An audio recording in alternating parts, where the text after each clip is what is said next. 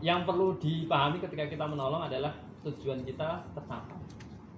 Secara teoritis monggo lah, panjenengan paham, karena fasilitator itu memahamkan. Kalau sudah paham pasti bisa melakukan.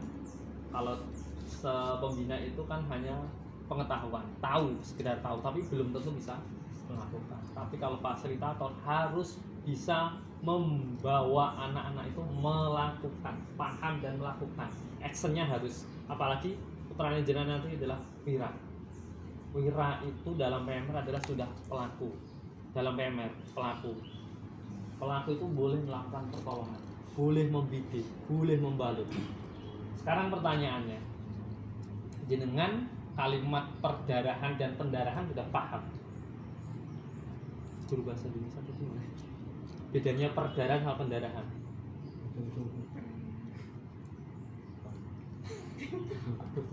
Wah, Mas Nanang pendarahan. Kalau yang jenengan hubungi bidan, bingung keluarnya dari mana? Pendarahan itu gagalnya janin yang ada dalam rahim, itu pendarahan. Oh, gagal janin. Maksudnya keguguran. Gitu. Itu namanya pendarahan. Pendarahan. Tapi ketika keluarnya darah dari jaringan tubuh karena ruda paksa dan sebagainya, itu bukan luka, itu perdarahan. Berarti lebih kecenderung pendarahan kok putri. Iya. Satu-satunya. Iya, hanya satu di situ keluarnya, dan itu ada hal yang berbeda. Jadi ketika panjenengan nanti ngomong berbicara anak laki-laki mengalami pendarahan, bidan, dokter, perawat itu pasti bertanya-tanya. Oke, ini baru satu, baru mau masuk ke sana. Ketika terjadi perdarahan, perdarahan itu ada tiga, ada berapa jaringan darah? Arteri, vena, kapiler. Ada tiga, gitu. Ada arteri, vena, kapiler. Kira-kira kalau arteri, jenengan mengalami perdarahan arteri, darahnya bagaimana? Muncrat ya? Mengucur. Karena dia arteri, baru keluar dari pompa. Seperti halnya jenengan pompa itu biasanya kan muncrat, dari kayak keran dibuka. Kalau vena mengalir, ya, mengalir betul-betul mengalir kayak ya apa ya, selang bocor biasa. Kemudian yang terakhir kapiler, itu biasanya berupa titik-titik. Kalau jenengan jatuh gini biasanya ada titik-titik apa itu darah, berarti jaringan kapiler yang terbuka. Berarti kalau kayak sapi disembelih itu kapiler.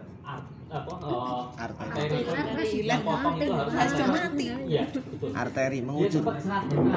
Arteri. Jadi ketika menyembelih hewan kurban atau apa itu, yang dipotong itu arterinya, arteri yang ada di leher. Arteri nggak terpotong, dia masih bisa bangun. Misalkan hanya kerongkongan, tenggorokan yang terpotong, dia masih bisa bangun. Kayak ada bahasanya menyembelih bebek atau entok yang bisa terbang lagi, berarti kemungkinan arterinya belum putus. Gitu. Di sini. Makanya kalau teman-teman PP itu tulang leher itu harus aman pertama kali sebelum nyentuh yang lain. Tadi sampaikan Mas Warsino, tulang leher ini itu sekali salah tindakan ya udah makam atau rumah sakit pasti. Kalau enggak makam, rumah sakit ada di kursi roda atau tempat tidur. Lumpuh total, lumpuh seumur hidup. Karena di sini sarafnya semua ada di leher sampai tulang, ya kan, tulang belakang. Ya. Itu saraf semuanya. Jadi ketika kami ada spinal dan sebagainya. Kita kembali lagi, perdarahan ada tiga. Ini arteri, vena, kapiler. Ini yang harus dilakukan berbeda cara. Kalau kapiler paling mudah, bersihkannya pakai apa? Alkohol. Perih enggak? Perih. Jadi memberikan rasa tidak nyaman kepada korban. Perihnya lebih nyes. Kalau kami dari PMI itu kami disarankan untuk mengaliri dengan air yang mengalir. Jadi dicucinya dengan air. Kenapa mengalir? Karena kita tidak tahu ketika dia jatuh ada debu, kotoran atau kerikil yang masih ada di dalam. Makanya ketika kita membersihkan sambil dikasih air mengalir. Tapi ketika pakai alkohol biasanya ditutup. Yang di luar saja atau yang ada di situ yang ikut terangkat. tapi yang di dalam mungkin tidak. Benar. Ada sisa-sisa. Jadi ada sisa itu kita bersihkan. Sama halnya ketika luka pun, luka robek karena benda ruda paksa, benda tumpul itu, kita juga bersihkan tuh. Lebih cepat pakai alkohol itu siram, selesai. Perihnya tidak seperih pakai Alkohol. tapi boleh nggak pakai alkohol? Yang ada. Jadi kita tidak memaksakan wajib dengan A, B, C, D, tidak. Karena saya yakin panjenengan yang di lapangan itu sudah improvisasi, tujuannya menolong, bukan untuk memberi sakit. Pena diapain? Mengalir ya? Darah hanya mengalir. Biasanya diapain? Di tali. Di tali. Dijahit. Nah, pembalut itu banyak. Pembalut segitiga, pembalut cepat, gulung dan sebagainya. Banyak sekali pembalut. Jenisnya banyak. Ketika kita menggunakan pembalut ketika face itu boleh dengan balut cepat. Dengan kasa, kemudian langsung balut cepat. Setelah dibersihkan ya. Setelah dibersihkan, kasa, balut cepat. Balut cepat itu apa? Tester biasa. Tinggal panjang dan lebarnya luka. Baru yang di arteri, di sini yang harus panjenengan pahami. Arteri itu ketika amputasi, contoh misalkan di sini luka amputasi itu. Oke, misalkan ada luka amputasi, terpotong itu. Potong. Pernah kecelakaan itu mayoritas yang amputasi itu kaki. Sopir itu biasanya dari sini ke bawah karena benturan gas, pedal gas dan sebagainya. Sini mayoritas potong itu. Ketika kita angkat kakinya masih nginjek gas atau rem atau itu, tapi kesininya lepas. Ya, amputasi itu namanya tourniquet, menghentikan itu betul-betul menghentikan perdarahan supaya darah itu tidak mengalir ke sana. Tourniquet kayak di kran itu. Jadi kan kalau teman-teman itu diikat supaya darah tidak mengalir terus. Tapi kalau yang lain misalkan ternyata di sini terjadi, maka kita bisa melakukan balut tekan namanya. Balut tekan itu balut yang betul-betul ditekan tapi tidak menghentikan darah yang mengalir sampai sini. Jadi darahnya tetap sini, tapi di sini itu kayak ditekan, ditambal. Ketika masih mengalir, tambalan yang pertama jangan dihilangkan. Kalau ilmunya tukang bangunan gitu, kalau tambalan yang pertama dihilangkan, ditambal lagi, maka akan mengalir terus. Tambalan yang pertama, tambah tambalan yang kedua, baru diikat. Nah, biasanya yang terjadi ini adalah ketika korban terjadi perdarahannya di area sini yang tidak terlihat, pakaiannya merah seperti ini. Kan nggak kelihatan. Apalagi kalau korban kita memakai celana jeans atau jaket, dalamnya polar ngertos, yang polar, jadi yang kayak selimut itu loh bahannya, yang kayak selimut, Jelebut. nah, kayak karpet. Nah, itu biasanya menyerap cairan. Jadi akhirnya ketika terjadi perdarahan tidak tembus sampai luar, yang terjadi adalah wah dia sadar, dia aman. Ketika kita balik kanan ternyata dia kemudian pingsan, setelah pingsan hilang alias meninggal dunia. Itu karena apa? Karena kita tidak bisa mencari titik keluarnya darah jika dia mengalami perdarahan. Kenapa kita mengawali dengan perdarahan? Karena perdarahan inilah yang mengakibatkan banyak nyawa kecelakaan yang bagas. Kalau patah tulang langsung meninggal nggak? Betul. Patah tulang itu ada juga. Patah tulang dalam terbuka atau tertutup, dan yang kedua terbuka. Yang terbuka itu tulangnya yang keluar. Kalau tertutup ada di dalam. Yang tertutup itu pun ketinggalan pun nggak masalah. Tapi dia masih bisa selamat. Misalkan di sini patah tulang, kok lupa nggak dibidik, dia masih tetap bisa selamat. Hanya nanti ketika sampai rumah sakit atau mungkin dalam proses penyembuhan akan terjadi, mohon maaf, fatal. Contohnya bengkok, terus di platinanya kurang sempurna karena sudah bergeser. Tapi ketika kita udah tahu, oh ini patah, maka langsung dibidik, posisinya tetap nggak berubah sama sekali. Nah, kita awali dari yang pertama. Mas duduk di sana, Mas. Duduk di sana. Madep sana, Mas. Cie. Oke, misalkan biasanya perdarahan yang ada di area kepala ini biasanya adalah kapiler. Pernah enggak terjadi arteri? Di mana di arteri di area sini? Belakang. Sini ada arteri. Sini nih. Ya, di pelipis ini ada arteri. Jenengan kalau pusing, jenengan tekan sini biasanya, gitu. Jenengan seperti ini ada denutnya enggak? Ada. Nah, itu berarti dia arteri. Ya. Tapi besar enggak? Enggak, paling besar di sini. Antara jakun ini. Sini sana sini. Nah, Bapak Ibu ketika ngecek biasanya kan hanya di sini. Gitu. Di sini. Tapi biasanya udah sering ngecek ya. Olahraga hafal gitu aja. Cek sebelum olahraga dan setelah olahraga. Tapi ketika di lapangan, biasanya swapetnya luar biasa. Tak gitu. Korbannya itu bisa sadar atau enggak, tapi cepet banget. Makanya kadang-kala kita cek di sini. Apa yang kita cek di sini? Ketika korban tidak sadar. Kalau sadar, dia ngerasa apa? Kurang sopan kita. Jadi kalau sadar di sini, kalau nggak sadar di sini. Kalau di sini nggak bisa dicek, contohnya dia pakai helm atau tertutup atau nggak bisa diraih lehernya. Ada di mana? Ada di ketiak.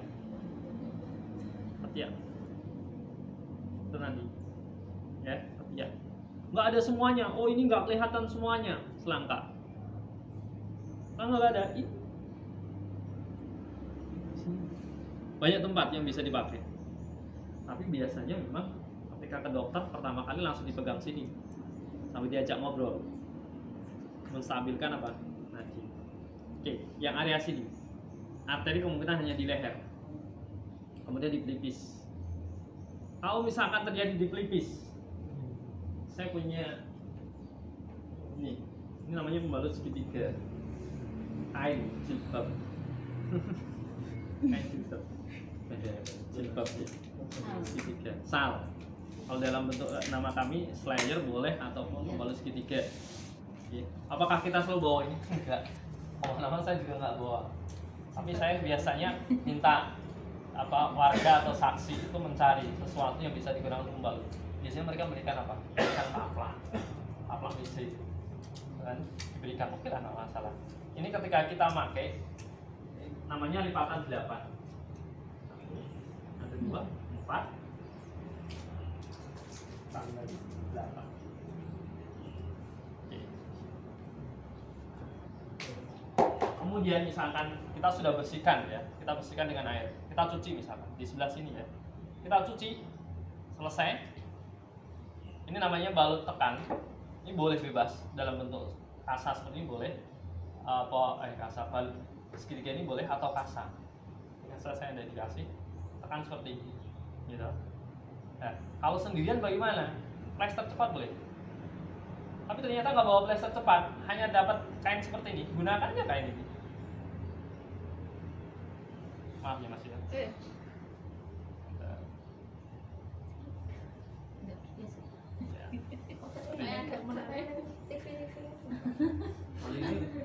Kali ini kalian dulu. Kalian nanggur sih.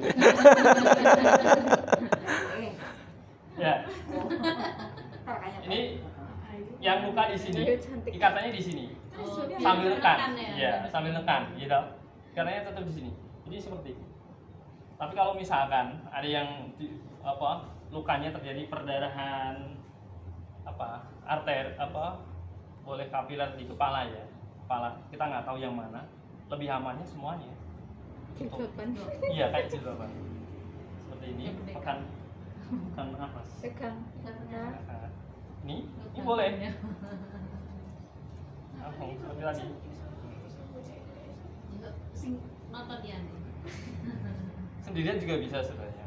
Ini juga nggak cukup sampai depan lagi. Ini seharusnya sampai depan sini, ikatannya di depan, kemudian ditutup. Kalau cukup sekali. Tapi kalau misalkan cukup dua kali, pokoknya sampai habis tutupnya di depan. Kenapa kok di depan? Kalau tidak di depan, samping kanan atau samping kiri, jangan di belakang. Ketika ditidurkan tidak gaduh, ya kan?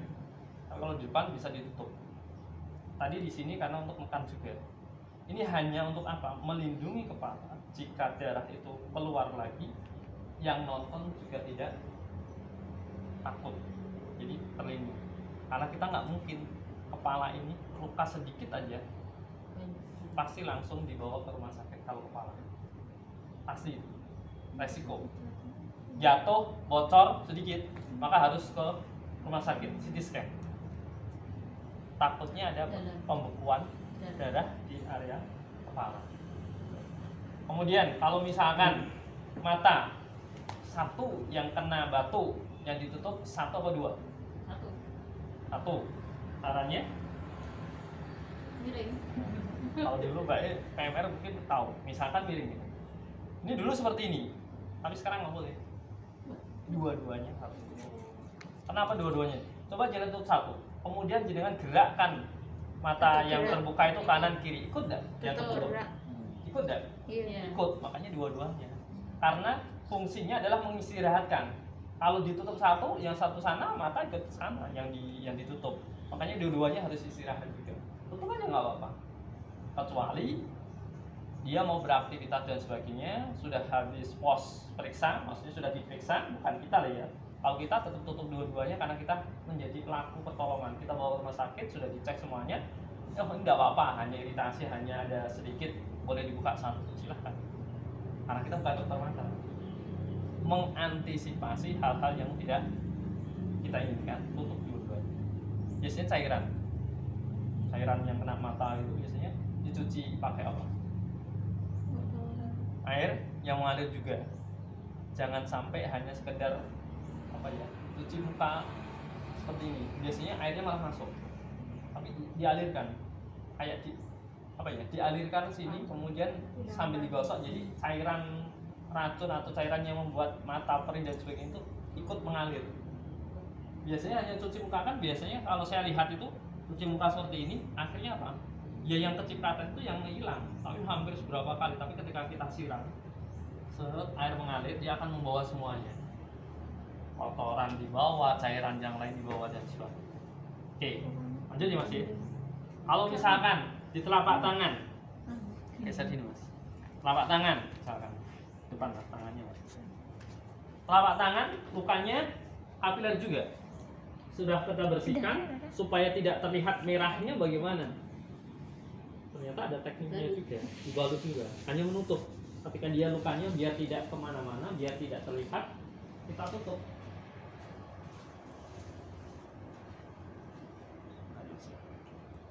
Taruh Mas. Ya. Ini boleh seperti ini. Tutupnya jempol tidak boleh ikut. Kenapa jempol tidak boleh ditutup? Karena di sini untuk ngecek apa? Aliran darah. Ini tutup biasa, langsung tutup aja. Hanya untuk nutup lukanya. Tapi jempol tetap terbuka. Jempolnya tetap terbuka.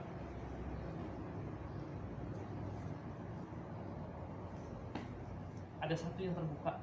Ini fungsinya untuk apa? Ngecek darah masih mengalir sampai sini atau enggak.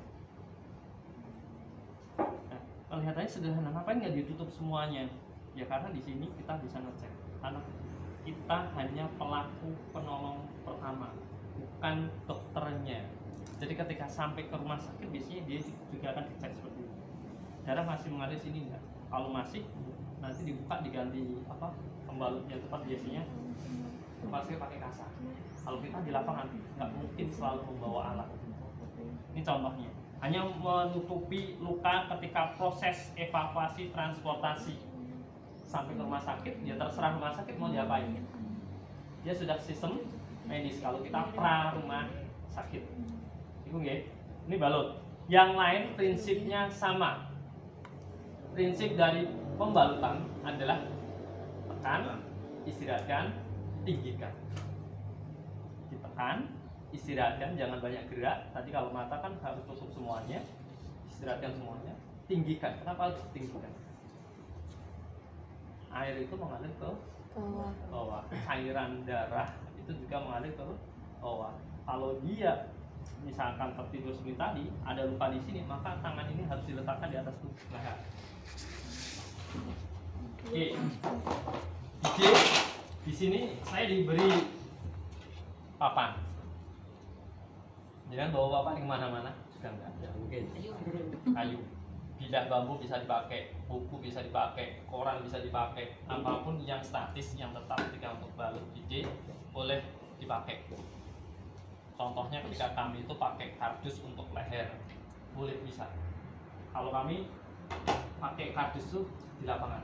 Kalau ambulan yang datang, maka dia pakai Polaroid. Apa BD leher itu? Tak ada di ambulans ada. Tapi ketika kami sendirian mana itu ada kejadian ya udah buku atau apapun yang kita pakai. Kadangkala apa itu jaket yang tebal itu kita pakai. Yang penting ini aman.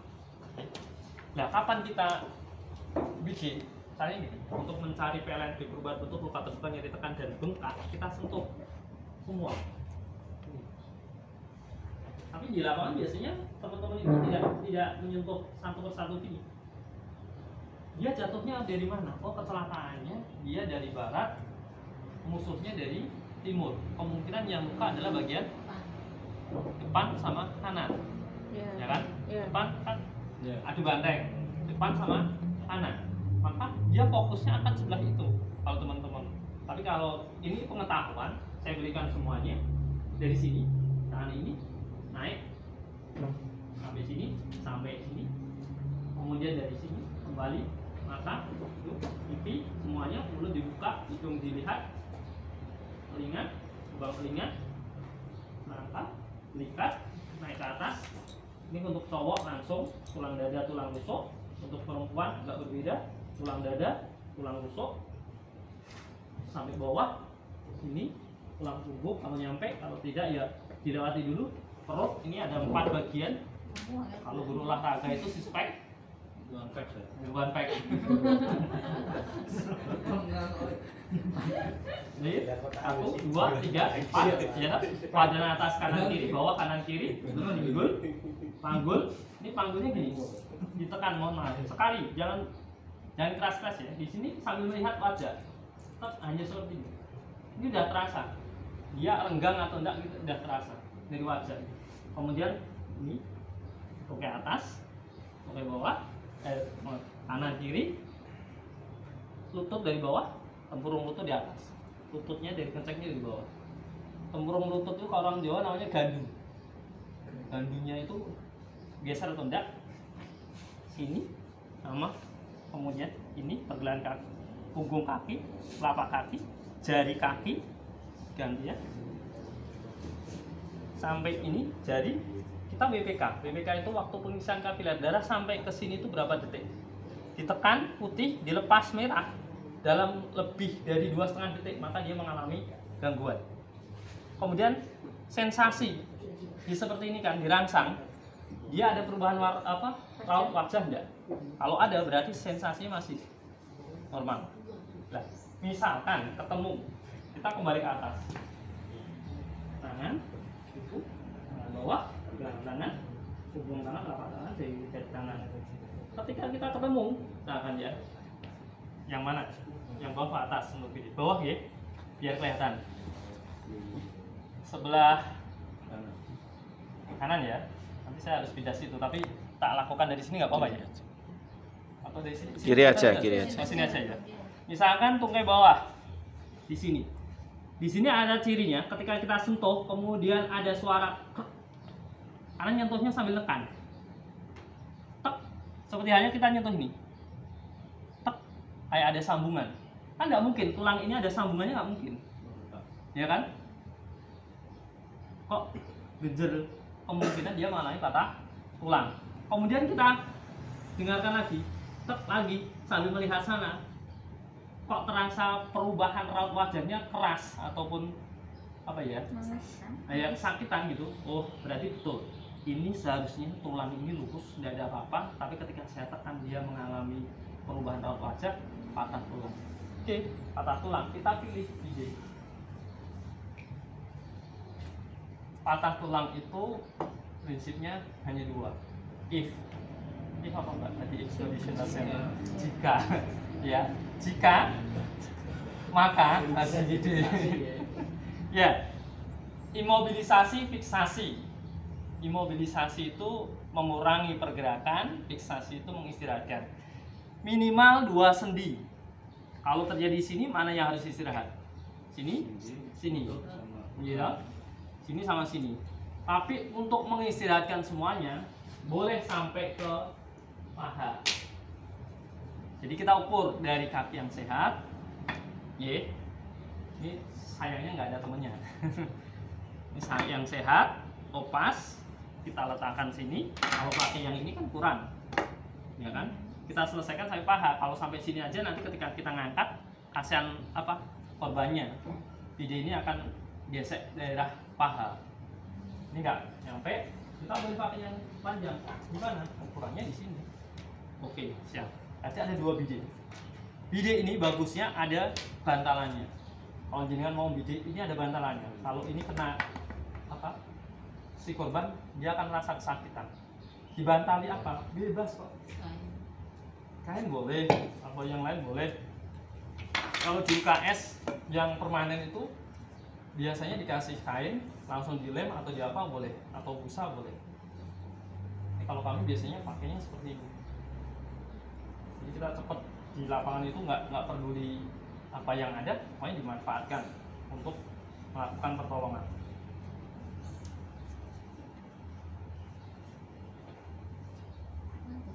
Nah, seperti ini. Misalkan yang satu juga sama misalkan. Kemudian kita bawah 1, 2, 3 minimal ada 3 biji. Apa biji? Mitela. 1, 2, 3. 1, 2. Ini minimal, ya. Kalau di perjenengan banyak, boleh lebih banyak lebih baik karena lebih kuat. Kalau saya pakai nanti 3 plus 1 untuk menyatukan kanan dan kiri. Ini saya mana Mas Sadi? Siapa? Penggaris. Kalau nggak ada penggaris pakai ini. Contoh ini, kayu atau apa? Tidak boleh menggerakkan bagian tubuh sama sekali, kecuali sudah siap untuk dilakukan pembidian. Contoh ini, saya ketemu di sini tadi. Saya nggak akan menggerakkan bagian tubuh si korban sampai saya sudah siap untuk melakukan pembidian. Saya masukkan. Setiap manusia itu ketika tidur pasti ada rongganya. Di bawah lutut, di bawah bokong, di atas pinggul, kemudian di atas mata kaki, kemudian di bawah dada punggung ada, kemudian leher. Biasanya gitu. Nah ini saya masukkan tanpa saya menggerakkan pun longgar. Ini bisa dipakai. Pakai yang besar loh. Saya nggak pakai penggaris. Kayak yang besar pun sama. Yang penting pakaiannya itu tidak mengganggu. Masih juga bisa. Nggak ada masalah. Lah kalau tanahnya nggak rata, ya nggak apa-apa. Kita pelan-pelan pokoknya dimasukkan, tidak memindah ini.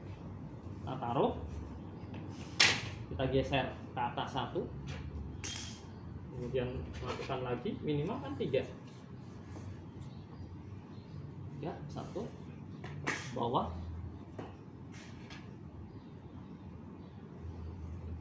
satu lagi. Kalau di sini mampu enggak? Ini kecil sekali. Dari atas saja, dari atas saja. Iya, geser. Gesernya kan ada tekniknya, tidak boleh di ini geser. Ini kalau di lapangan kami gesernya gitu. Iya. Supaya apa? Pergerakannya kita minimalis, betul-betul kita minimalis. Oke. Sudah seperti ini. Ada nanti namanya fiksasi manual. Mohon maaf ya, Bu. Saya ada di agak jongkok itu. Terus kemudian jangan lupa kasih bantalan di ujung. Kasih bantalan. Fungsinya ketika dia menyentuh kulit yang bagian sini, apa? Selangkangan. Selangkangan aman. Ini satu. Yang atas sana seharusnya juga ya. Ini yang satu sini. Ini namanya fiksasi manual, merubah posisi kaki si korban tapi sudah siap untuk melakukan pembidian. Namanya fiksasi manual. Tekan dari ujung ke ujung, kita gerakkan sampai lurus. Kalau sudah seperti ini, baru kita mulai ngikat. Ini ada 2, salah satu yang bawah biasanya dimasukkan, jangan yang atas. Kalau yang atas biasanya lepas, langsung seperti ini. Udah. Ketika saya lepas, udah nggak akan lepas kembali. Ketika apalagi di sini, dia akan sudah terasa. ikat sekali aja dia sudah akan terasa. Ya, tapi biasanya di rumah sakit seperti ini dimarahi. Makanya bahasanya, Mas, nulung sekalian dirapikan. Ini misalkan ada satu sini, tarik ke atas, yang bawah masukkan.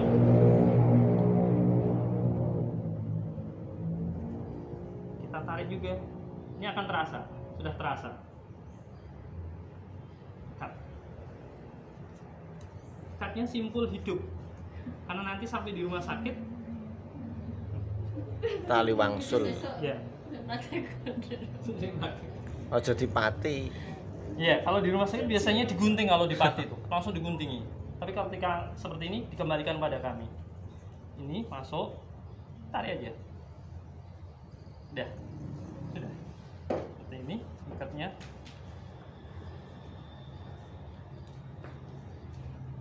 Ini masuk. Iya, tali wangsul. Nah, ini kalau misalkan mau dievakuasi transportasi jaraknya jauh, kaki ini jadikan satu, ya tidak mempersulit ketika evakuasi. Jadi jadikan satu, boleh pakai. Tadi ya dimasukkan boleh karena ini sudah di bidet kan aman. Ini sudah aman ya. Iya, oke. Suaranya. Dokumentasi. Ini jadikan satu seperti ini. Tapi sebelumnya ini kalau bisa jangan diangkat gitu. Tapi kalau tadi bareng boleh. Ini kan sudah di bidet. Kalaupun ada perubahan pun ini sudah ada apa? Minimalisir. Ini jadi satu seperti ini. Ini. Koyok. Apa Mas? Bisa.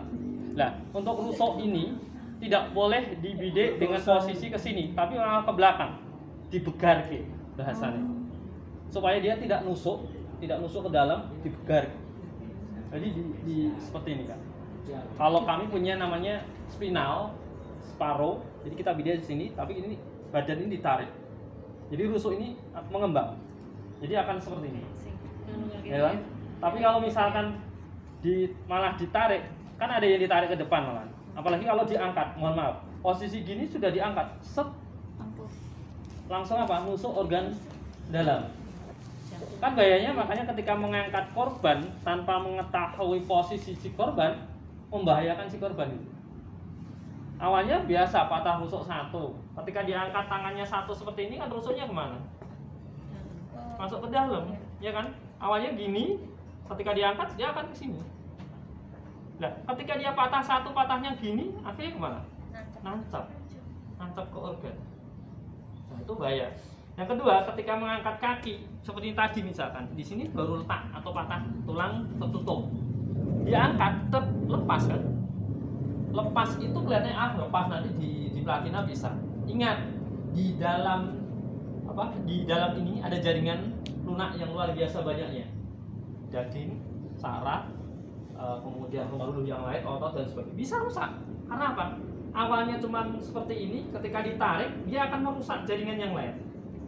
Karena patahan tulang itu nggak ada yang rata seperti keramik ini, ya kan?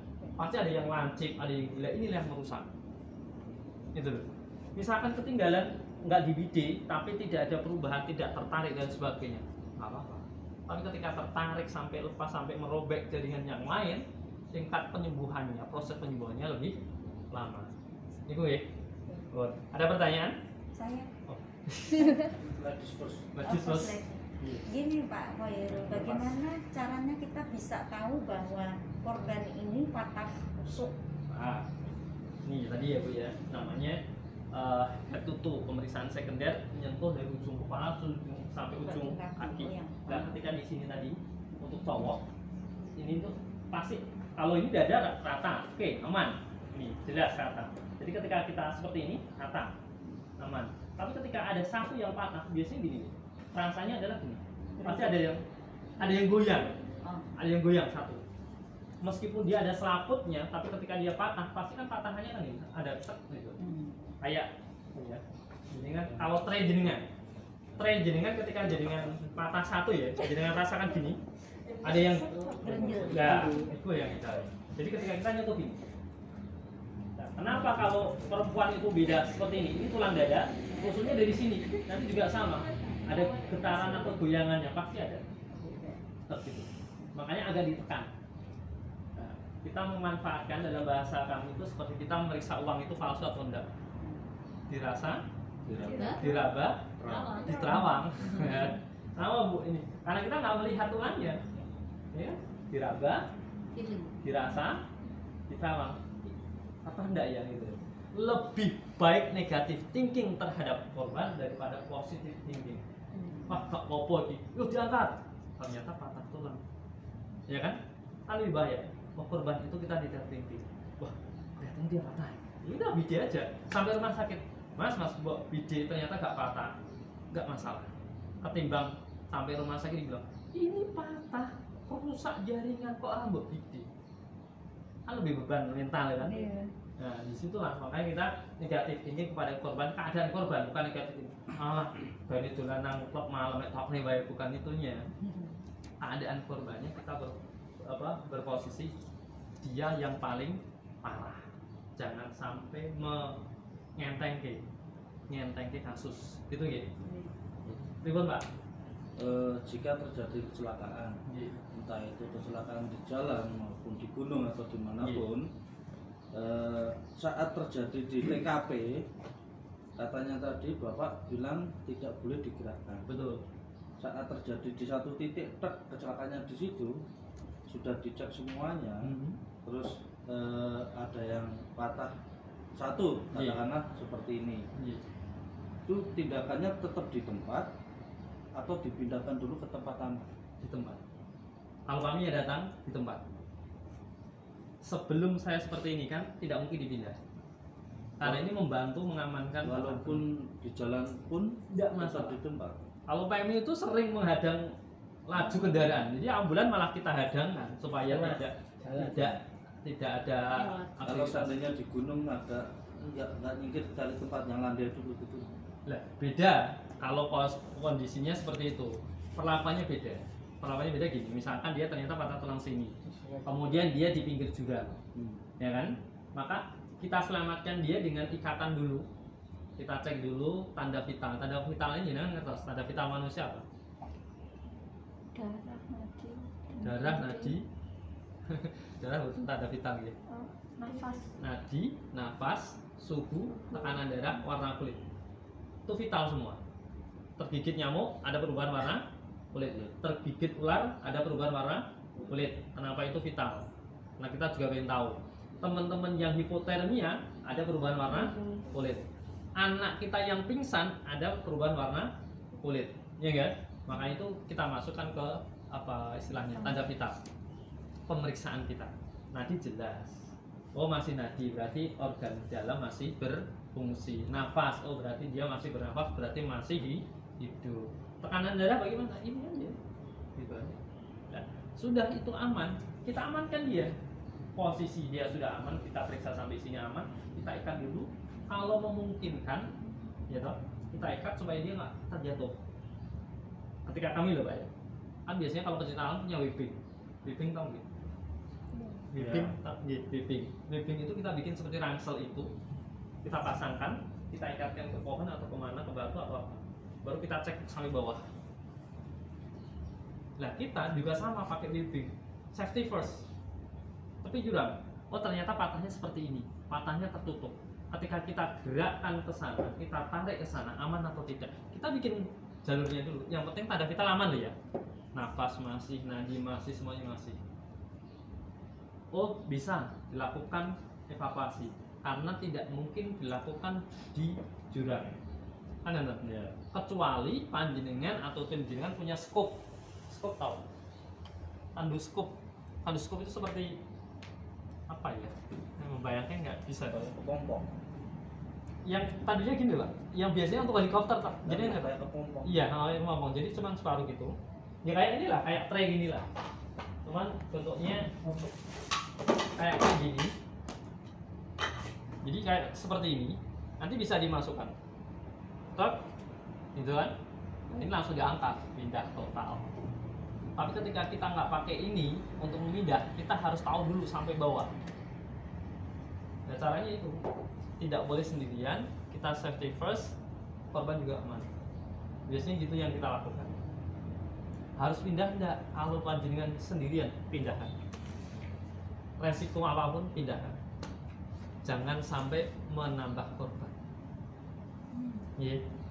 Jadi kalau jenengan ada temennya dibimbingi, ditahan, ditaruh ke pohon. Kemudian saya pernah ngambil korban itu masih ada di atas pohon, Pak. Atas pohon di daerah Cetok. Dia patah tulang karena dia pengen mencoba flying fox. Dia bikin flying fox, pecinta alam, mau ngisi outbound. Apa ya tuh? SMP atau SMA itu saya kurang paham. Dia mencoba flying fox dari pohon A ke pohon B. Tes uji ternyata penguncinya itu yang untuk berhenti rollnya itu belum terpasang. Dia sudah terlanjur lepas. Dia dengan beraninya menggunakan kaki untuk menghentikan lajunya. Akhirnya Pak, patah sini, sininya lepas. Dia masih di atas Pak. Dia hanya ditenangkan, didudukkan, pokoknya di atas, didudukkan. Kita datang, saya nggak bawa bide, nggak bawa apa-apa, ranting pohon saya potongi satu-satu ke atas, yang di atas ada satu orang, langsung dikasih kayu dulu, 1, 2, sampai bawah baru kita benahi, kita betulkan, baru evakuasi transportasi. Karena nggak mungkin bidenya di atas sana sempurna, kan nggak mungkin, kita turunkan dulu, sampai bawah baru kita sempurnakan ke bidenya. Jadi posisi masih di atas pakai webbing, kita evakuasi transportasi masih pakai webbing sampai rumah sakit. Kasus-kasus seperti itu, apakah kita harus ideal? Nggak harus ideal. Yang penting tujuan kita tercapai. Menyelamatkan si korban, mencegah jadi cedera yang lebih parah, menunjang proses penyembuhan. Jadi jangan sampai dia meninggal. Kita cegah dari cedera yang lebih parah, kita tunjang, kita bantu supaya dia sembuh. Tujuan PP ini tidak lebih menyembuhkan, bukan kita tidak punya tujuan menyembuhkan si korban, tidak. Orang pingsan yang menyembuhkan siapa? Dia sendiri. Kita hanya membantu kok, hanya membantu proses dia untuk sadar. Biasanya jangan kasih apa? Ditinggikan kakinya. Iya, hanya sekedar ditinggikan kakinya dari jantung paru. Longgarkan area leher, iringkan kanan kiri boleh, leluasakan lubang pernapasan, tinggikan ini, tinggal 5 menit sadar. Orang pingsan mayoritas kekurangan oksigen di area kepala. Dengan gabel ya, jadi buat. Tapi kadang kala di bau minyak kayu putih, tampak dan sebagainya. Nah, niku kalau dari PMI tidak disarankan karena kami bukan orang medis, jadi nggak pernah bawa alat-alat apa itu, nggak ada. Tapi kalau di lapangan seperti itu, UKS ini kan loh ada pel, ya kan, ada minyak kayu putih dan sebagainya. Itu silahkan, karena UKS itu ada binaan dari Dinas Kesehatan, orangnya binaan PMI. UKS-nya itu binaan Dinas Kesehatan, PMR-nya binaan PMI. Jadi kita tidak temu yang patah Pak, dia fiksasi manualnya harus dilakukan. Seminimal mungkin pergerakan di area yang patah. Fiksasi manual itu tidak harus pakai ini, enggak. Pakai tangan pun dipegang terus boleh. Yuk pindah yuk. Misalkan dia tangan ini patah. Kita pegangnya bukan di sini, tapi sendi. Sendi dan sendi. Sendi dan sendi. Kalau dengan bisa seperti ini akan lebih baik. Karena apa? Ini menjadi biji.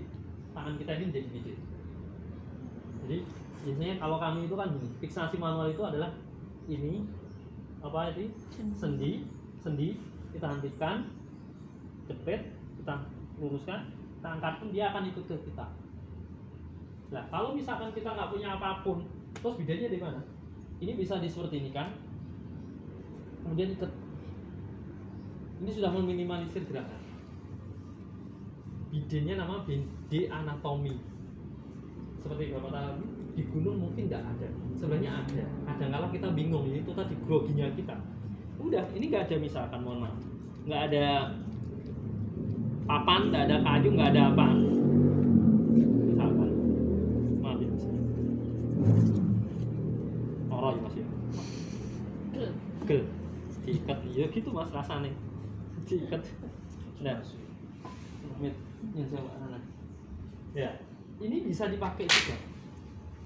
Kaki ini juga bisa dipakai. Jadi posisinya, maaf nih mas ya, lurus seperti ini.